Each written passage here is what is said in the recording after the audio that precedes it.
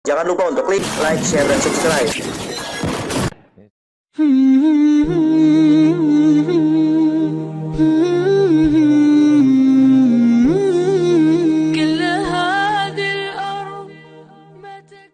Bagaimanakah metode penyeleksian hadis sehingga sebuah hadis dikatakan sampai pada derajat sahih, dhaif, dan sebagainya, padahal kita tahu periode pencatatan dan pengumpulan hadis dilakukan 200 tahun setelah Rasulullah wafat. Siapa yang bilang hadis ditulis setelah 200 tahun?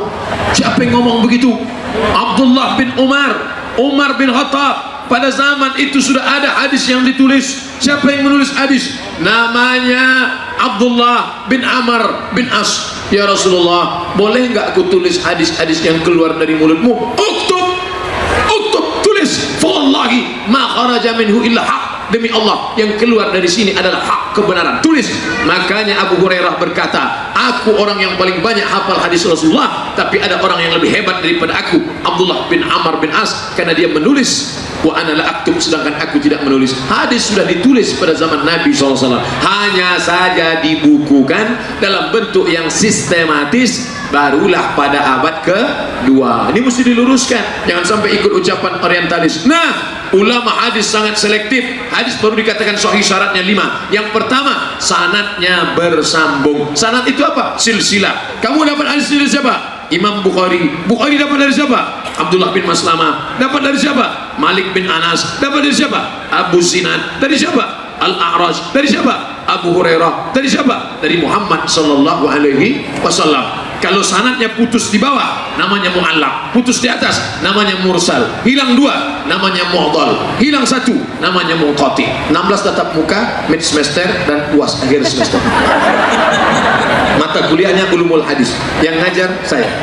Nah, syarat yang kedua, riwayatnya mesti adil, menghindari dosa besar, menjauhi dosa kecil. Yang ketiga, dhabit, ingatannya kuat, jangan sampai pikun, linglung, error, hang.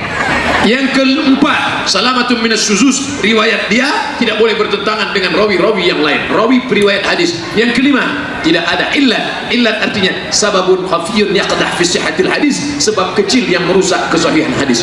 Paling tinggi kualitasnya sahih, di bawah sahih hasan, di bawah hasan dhaif, di bawah dhaif maudhu. Hadis palsu nggak boleh sama sekali. Mana contoh hadis palsu? Al-Bazinjan sifaun min kulli da', terung obat segala macam penyakit. Hadis palsu. Siapa yang buat? Tukang jual terung. Pertanyaan berikut masih berkaitan dengan hadis. Apakah hadis-hadis yang saat ini kita baca redaksinya persis seperti yang Rasulullah katakan, atau hanya intinya saja yang ditulis oleh para pencatat hadis? Ada riwayah bil lafz, memang lafaznya dari Nabi. Mana contohnya? Man kadzdzaba alayya muta'ammidan falyatabawa maq'adahu minan nar. Itu hadis mutawatir lafzi. Lebih 70 orang periwayat, bunyinya sama. Ini tapi ada hadis riwayat bil makna, maknanya, lafaznya tak sama. Oleh sebab itu maka kita mesti gabungkan hadis-hadis dengan metode namanya ilmu takhrij hadis. Takhrij, mengetahui letak hadis dalam kitab induk. Jangan beli buku kalau tidak ada takhrijnya. Simpelnya hadis dalam kurung HR Bukhari, HR Muslim, HR Tirmizi, HR Nasai, HR Ibnu Majah, HR Ahmad, HR Malik. Yang tidak ada HR-nya jangan beli bukunya. Masalah tempat kita beli buku, bukunya di sampul plastik. Beli kucing dalam karung, maka kucingnya keluarkan. Kalau ada beli, nggak jadi, masukkan lagi. Berikutnya, apakah hikmah diturunkannya 7 qiraat? 7 dalam arti sesungguhnya atau 7 dalam arti banyak? Sebab bahasa Arab sering menggunakan angka 7 untuk menyatakan jumlah yang banyak. Karena tidak sama semua orang Arab itu bahasanya, dialeknya. Ada yang satu wadduha, tapi ada bacaan imalah wadduha.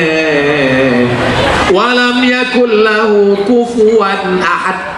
Walam yakul lahu kufuwan ahad. Oleh sebab itu ada qiraat. Belajarlah qiraat. Siapa pakar qiraat kita sekarang? Dr. Ahsin Sakho Muhammad. Beliau sekarang sudah punya program namanya karantina tahfiz. Bapak Ibu, nanti bulan Ramadan atau libur anak sekolah, buatkan karantina tahfiz 35 hari mencetak penghafal Quran. Saya tanya, sudah berapa orang yang ikut karantina tahfiz ini? Program Dr. Ahsin Sakho. dari Madinah Al-Munawwarah, orang Indonesia, pernah menjadi rektor Institut Ilmu Al-Quran. Berapa banyak orang yang sudah hafal Quran gara-gara ini? 5.000 anak Indonesia sudah hafal Quran gara-gara program karantina Al-Quran. Nanti buatkan di sini anak-anak kita. Orang tua bagaimana Pak Ustaz? Saya pernah ketemu ibu-ibu, umur berapa? 67 tahun, ikut karantina Quran. Iya. Sudah berapa lama? Sudah 15 hari. Hafal berapa juz? 5 juz. 67 tahun. Oleh sebab itu qiraat penting. Nanti juga belajar qiraat, bagaimana bacaan supaya kita tidak menyalahkan orang lain. Wah, ini sesat ini. Bacaannya bacaan ISIS ini. Nah, padahal qiraat, ada qiraat Hafs an Asim, ada qiraat Warsh, ada qiraat Kumbul, ada qiraat Ibnu Katsir, ada qiraat ini banyak qiraat. Wallahu a'lam. Pertanyaan berikutnya berkaitan dengan memilih pesantren untuk anak saya. Bagaimanakah saya mengetahui bahwa sebuah pesantren mengikuti sunnah atau tidak? Pesantren ini kelebihannya ada 4 secara umum. Yang pertama, anak-anak boarding, karena dia terjaga dari HP, dari TV, dari pengaruh bebas, dari mall, boarding. Yang kedua, diutamakan bahasa asing, hebat bahasa Arab, hebat bahasa Inggris. Ditambah bonus yang keempat, program tahfiz Quran.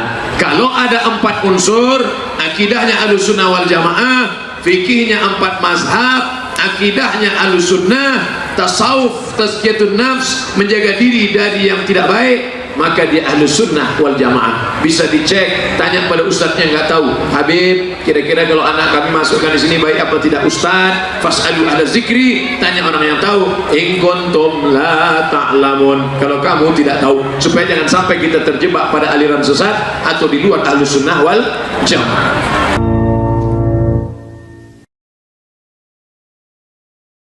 Terima kasih sudah berkunjung ke channel kami. Jangan lupa untuk klik like, share, dan subscribe. Jangan lupa untuk klik like, share, dan subscribe. Terima kasih sudah berkunjung ke channel kami. Jangan lupa untuk klik like, share, dan subscribe. Jangan lupa untuk klik like, share, dan subscribe. Terima kasih sudah berkunjung ke channel kami. Jangan lupa untuk klik like, share, dan subscribe. Jangan lupa untuk klik like, share, dan subscribe.